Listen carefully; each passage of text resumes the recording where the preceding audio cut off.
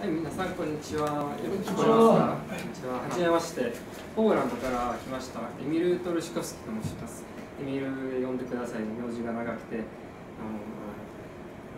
発音難しいですね。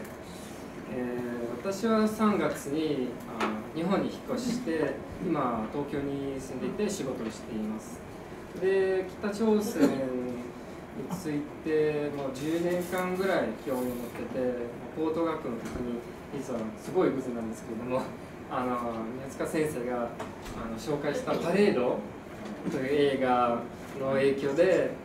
多分北朝鮮について興味を持ち始めて10年間ぐらい趣味としていろいろドキュメントを見たり本を読んだりしています。で今日はポーランドから見た北朝鮮についてお話ししたいんですけれども、でポーランドと北朝鮮はどんな関係があるでしょうか。こんな遠い国、東ヨーロッパの国にはどんな北朝鮮どんな関係があるのでしょうか。実はいろんな関係がありそうで、今日はこの短い10分の間に一つの面白い、すごい私を感動させたストーリーを紹介させていただきたいんですけれども、まずちょっと自分についてですが、私はポーランドのワルシャワ大学を卒業して日本語専攻を勉強していました。で中国と日本にも1年間留学して日本に住んでいます。で中国の留学の後でちょっと北朝鮮に行こうと思って一回ツアーで行けました。で現在まだ興味持っていてポーランド語と日本語で北朝鮮についてのブログを書いています。で私の北朝鮮の、日本語のブログのバージョンは北朝鮮にようこそ。それは Facebook で見つかります。ぜひご覧ください。で私は特に観光について、旅行について興味を持っています。政治は、についても興味を持っていますが、ブログで観光ばっかりについて書いています。で今日紹介させていただきたいストーリーは矢塚さんが先ほどちょっとモンゴルのその北朝鮮の孤児についておっしゃいましたね。実は朝鮮戦争の時にもポーランドにも北朝鮮の孤児も送られました。で1950年に朝鮮戦争が始まってすごい残酷な戦争みんな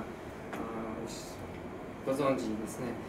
でその時に1951年に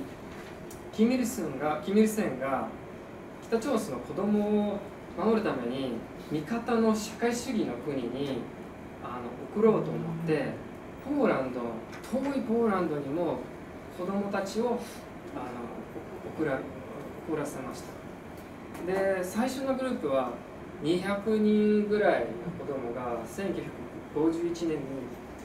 ワルシャワの近くのオトフォツクという町に着きました。電車でもう北朝鮮からロシアを通してポーランドまでも9000キロぐらいしないですか。多分何週間もその旅がかかりました。でポーランドに着いた時にその小さな子供たち4歳から12歳ぐらいの子供たちでした。みんな両親を失いました。戦争でこんな離れたところに連れてもらってみんな怖がっていましたね。そして何週間電車乗って、すごいみんな病気してて、もう電車降りた時にポーランド人がその貧しい子供を見てすごいびっくりしました。こんなにかわいそうな子供がいてみんな本当にかわいそうだと思っていました。でその時にそのオトフォツクの孤児院に送らせて、そしてまず医者に見てもらっていろんな病気を治してました。何ヶ月間ある子供たちはすごい病気でもう7ヶ月間ぐらい治療がかかりました。でも、その病気を治ってからみんなそのオトフォツクの孤児院に移しているがあって、そこで学校に通っていました。で、小さな子供なんですけれども、ポーランドに来て、ポーランド語も一言も知らなかったし、ポーランド人の先生たちも韓国語も全然分からずに、その時ポーランドに朝鮮語の辞書もありませんでした。なのでみんな怖がっていました。どうやってその小さな子供たちと交流できるか、みんな怖がっていました。そしてどうやってその小さな同じように見える子供たちを見分けることができますか、みんな心配していました。で、実はその先生たちの中に私のおばあちゃんもいました。私のおばあちゃんも50年間後、その北朝鮮の小さな子供についていろんなストーリーを語っていました。残念ながらその時代の写真1枚も持ってないんですけれども、この写真をインターネットで見つけて今日紹介したいと思いますが、このストーリーはポーランドにも50年間ぐらい知りませんでした。もうほとんど忘れられて、10年間ぐらい一人の記者が、そのテーマについて興味を持ち始めて、墓地で一つの墓地で小さな韓国人の子供の墓を見つけて、その墓はなんでここにあるのかすごい謎だと思って研究し始めました。で、その人のおかげでこのストーリーがどんどん分かるようになって、ドキュメンタリー映画も作られたし、本もその子供たちについて本もあります。で、子供たちはポーランド語と韓国語、歴史とか文化も学んでいました。で、1956年にもう朝鮮戦争の後でキム・イルセンがポーランドに訪問しました。その時に多分モスクワに行く間にちょっとポーランドに戻ってオトフォツクの学校に訪問して子どもたちに挨拶して、そして子どもにちゃんと勉強してくださいって言いました。で、実はその北朝鮮の子どもは本当に真面目に勉強していました。そして働き者でいつもなんか仕事をやる気があってずっと何かをやっていました。で、おとなしく勉強していて、ポーランド語も勉強していて、多分ポーランド人の子供たちよりおとなしく勉強していたと思います。その先生たちの話によると。で、戦争が終わったのに北朝鮮の子供がどんどんポーランドに来ていました、実は。で、1953年に1003人ぐらい子供がポーランドの南部に着きました。で、そこにパスコビツェのという小さな町に、という大きな工事園があって、病院もついてあって、で、そこにどんどん北朝鮮の子供が来て、もう6000ぐらい集めました。6000人ぐらい、結構多いですね。で、子供たちは小さな子供たち、小学から高等学校子供たちが集めて、みんなポーランド語と朝鮮語を勉強していて、で、先生は実は先生がその設備で仕事した時に外にその仕事について何も話してはいけませんでした。その時代はポーランドには結構スタリン主義のような時代があって、すごい法律は厳しくて、で、その設備も秘密として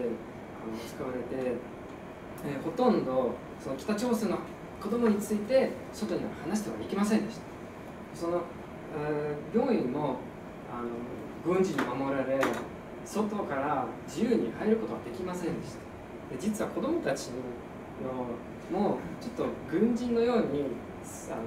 んでいました。なぜかというと、子供たちが招待に分かられて、招待長もいて、みんながその招待長に聞いていました。招待長の命令で毎晩そういう演説があって、北朝鮮の政治、共産党について教えられ、みんな礼して聞いていました。何時間も聞いていたみたいです。でこのパスコビッツの学校は、静かな森の中にあってすごい素敵な場所でした。でどんどんその北朝鮮の子どもと先生たちの間につながりが作られて、その子どもたちにとってその先生たちは本当に両親のようになりました。自分の両親を失いましたから、誰かからその親の気持ちをもらってほしかったんですね。なのでみんながどんどん親しくなって、本当に家族のように何年間生きていました。ポーラのプロパガンダの、テレビにも時々プロパガンダのそういう映画もありそうで、もちろん悪いアメリカの帝国主義者にこの子供たちがポーランドに来られて、今は幸せで社会主義の国で生きています。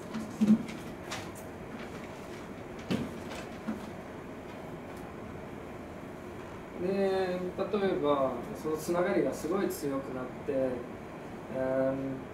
子供たち何年間ポーランドに住んでて、もう北朝鮮のこともちょっとどんどん忘れてしまいましたが、もちろん北朝鮮の先生もいらっしゃったんですけれども、その子供たちにとってはポーランドは自分の家、自分の国にどんどんなっていました。先生もすごい子供たちのこと好きで、家族のように本当に何年間住んでいました。例えば、実は、先生の方から子供たちに対して気持ちを見せるのが禁止されていました。直接でも、もちろん人間は人間ですから、みんなどんどん近づくなって、例えば床屋さんで普通に子供たちが床屋さんに行くのがあんまり好きじゃないでしょう。でもその北朝鮮の子供は床屋さんに行くのがすごい好きで、なぜかというと床屋さんのお姉ちゃんはいつも髪を切ってから頭を優しく撫でていました。で子供たちはそのためにずっと床屋さんに行ってすごい喜んでいたみたいです。